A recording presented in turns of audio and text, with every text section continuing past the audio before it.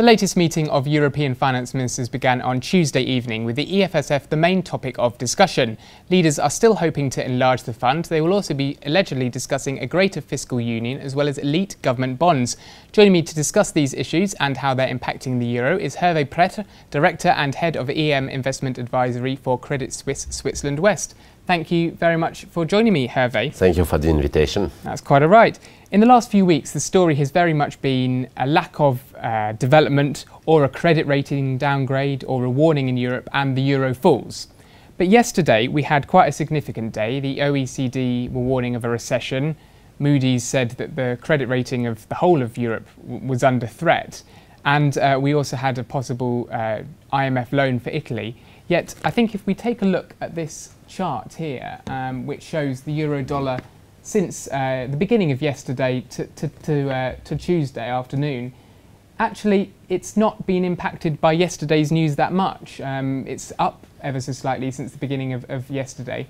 Have investors started to move away from panicking about these panic stories about the euro? No, I wouldn't say panicking, move away from panicking. Yesterday was a fantastic day at the stock exchange, where the Europe stocks are up almost 5%. And actually, as a matter of fact, the euro has become a cyclical currency. When risk appetite rises, recovers, and equity markets rise, you see the euro tending to rise together with the stock market. So it was just a good day on the stock exchange, and as a result, the euro rose. Also, don't forget that the euro, the level of the euro is, in the short term, could be decorrelated from the woes of Europe. Just like the same as when America was enduring in 2008. Some bad news every day about their banks, the dollar kept rising. Why? Because of deleveraging. US banks pouring foreign assets to repatriate them and boost the US dollar. What is happening with the euro this time? Exactly the same. So, conclusion, it's not the investor who stopped panicked about the euro, it was just a technical rally. Okay, Hervé, so moving on, Barroso and Van Rompuy met Obama this week. Is it beginning to look more likely that financial support from Europe, in whatever package it comes, will come from the USA or China or from the IMF, somewhere abroad, not just from within Europe? Is that becoming more likely now?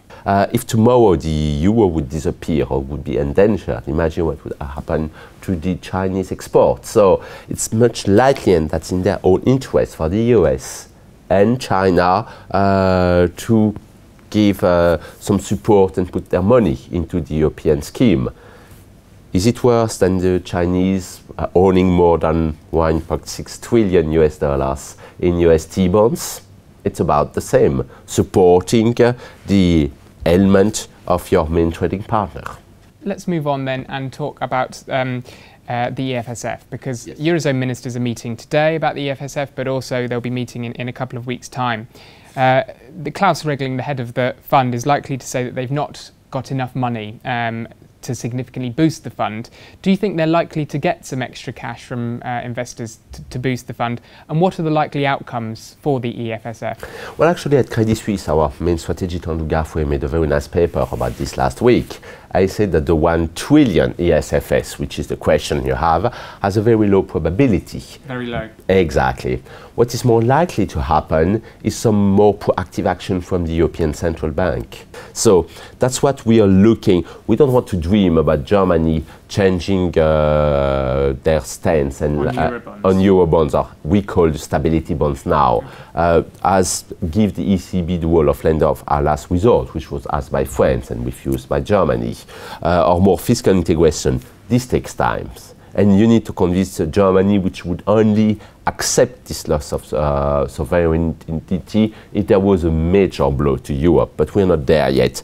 And we estimate, Andrew Garfouet, our strategist, estimates the most likely scenario that could definitely help Europe is to have this role of unlimited credit by the ECB and potentially a quantitative easing, just like the Bank of England or the Fed. Okay, well, you mentioned in your last answer about the difference between some kind of small change or a big change to what might happen in Europe. Over the last few months, what we've seen is a small mini crisis and a little tweak to the system. Are we likely to see that continue for the euro, or are we likely to see some kind of big change to the euro, either in terms of membership or becoming a more fiscal union? What do you see as the future?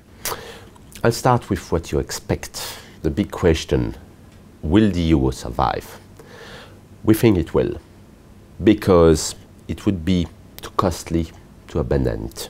Andrew Garthwaite, our strategist, calculated it would cost between 10 and 20% of European GDP if the euro disappeared. The second reason is that from a pure legal viewpoint, what do?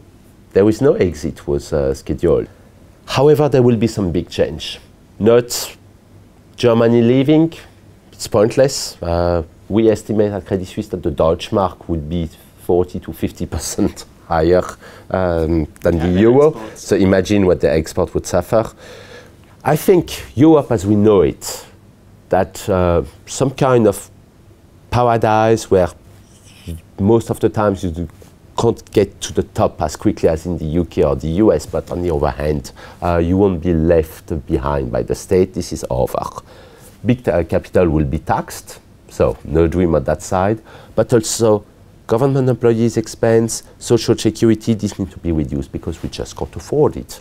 I think the big loser of all this, the growth paradigm we had in the past decade, the middle class, could fight back because the middle class would mostly benefit from that. And a stronger middle class means, in the very long term, a stronger democracy, a stronger economic growth. Pain will have to come, but very long term, I'm sure it's for the good. Okay, well, it's fascinating. It'll be interesting to see if that comes true. Thank you very much for joining us, Hervé, and hope to see you again at Dukes Copy TV soon. Thank you. Thank you for your invitation. Thank you.